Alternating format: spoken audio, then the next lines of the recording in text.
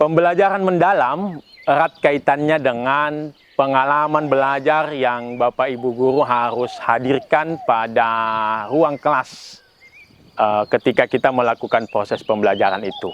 Nah, kaitannya dengan pengalaman belajar ini Bapak dan Ibu sekalian, erat keterhubungannya dengan apa yang kita sebut solo taksonomi. Ya, nah jadi solo taksonomi ini menjadi informasi penting yang Bapak Ibu harus kuasai untuk dapat mengimplementasikan pembelajaran mendalam di ruang kelas. Apa itu solo taksonomi? Bapak Ibu sekalian dimanapun Anda berada, solo taksonomi ini terdiri atas 5 hierarki, 5 tingkatan yang Bapak dan Ibu sekalian hendaknya mengetahui setiap tingkatan itu. Hierarki yang pertama ada yang kita sebut dengan pre-struktural, yaitu situasi di mana ketika kita hendak mengajarkan sebuah topik kepada peserta didik, maka topik yang hendak diajarkan ini belum sama sekali dipahami, diketahui oleh peserta didik kita. Nah, ini peserta didik kita ada pada level inkompetensional. Jadi dia belum memiliki kompetensi mengenai topik yang diajarkan karena belum mendapatkan pemahaman sama sekali mengenai topik atau konsep yang akan diajarkan. Nah, ini pada solo taksonomi ada pada level pre-struktural. Kemudian lebih tinggi lagi Bapak Ibu sekalian, ada yang disebut dengan unistruktural, ya. Ya, jadi pada level yang kedua di solo taksonomi ini, peserta didik kita setelah mengikuti kegiatan pembelajaran, maka mulai mendapatkan pengalaman belajar dengan mendapatkan sedikit atau sebagian kecil dari konsep atau dari topik yang diajarkan. Nah, ketika dia sering mengikuti kegiatan pembelajaran, mendapatkan pengalaman pembelajaran, maka dia akan naik pada level yang ketiga yang kita sebut dengan multistruktural.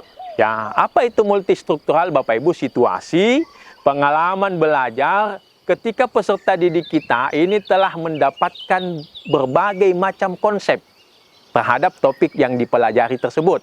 Nah, sehingga dari pengalaman belajar yang didapatkan pada level multistruktural ini telah banyak konsep-konsep yang diperoleh, hanya Bapak Ibu sekalian biasanya peserta didik ini belum mampu mengaitkan antara konsep yang satu dengan konsep yang kedua. Nah, ini pada level seperti ini disebut dengan level multistruktural. Kemudian level yang keempat di taksonomi solo ada yang kita sebut dengan relasional. Ya, peserta didik kita di dalam mengikuti proses pembelajaran itu telah memiliki banyak pengetahuan, banyak konsep, tetapi Bapak dan Ibu sekalian dari konsep-konsep ini lebih tinggi lagi dia telah mampu membuat keterkaitan, membangun relasi antar konsep yang satu dengan konsep yang lain. Ya, jadi Bapak Ibu pada level yang keempat ini peserta didik kita ini telah memiliki kemampuan, ya, kompetensi untuk mengaitkan konsep yang satu dengan konsep yang lain. Kemudian pada level yang kelima di solo taksonomi ini ada yang kita sebut dengan extended abstract, yakni level pada solo taksonomi ini ketika peserta didik kita selain telah mampu mengaitkan setiap topik atau setiap konsep yang ada di proses pembelajaran itu juga mampu mengaitkan, ya, topik tersebut, konsep tersebut dengan topik di luar konsep yang telah diajarkan, mampu melakukan evaluasi, bahkan lebih tinggi lagi secara kreatif peserta didik kita ini mampu membuat hal-hal baru dengan menggunakan pengalaman-pengalaman yang ada pada konsep-konsep yang telah dibangun itu.